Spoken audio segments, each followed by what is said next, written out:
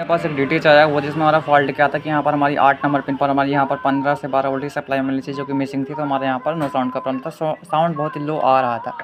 मैं इसकी आप सप्लाई चेक करा देता हूँ। 15 वोल्ट की लाइन से मैंने जंपर मार दिया है और हमारा प्रॉब्लम डन हो चुका है। तो यहाँ पर मैं इसका सप्लाई चेक करा दूँगा। यहाँ पर 14 वोल्ट मिल रही है। 14 वोल्ट की सप्लाई हमने कहाँ जंपर का सप्लाई से डायरेक्टली मैंने यहाँ पर जंपर कर दी थी कि यहाँ पर भी सप्लाई आ रही है। यहाँ की सप्लाई मैंने यहाँ उठा कर दे दिया, फॉल्ट हमारा क्लियर हो चुका है।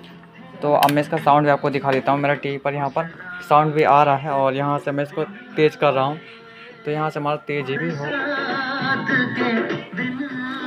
तो यहाँ पर हमारा साउंड का प्रॉब्लम सॉल्व हो चुका। Thanks for watching.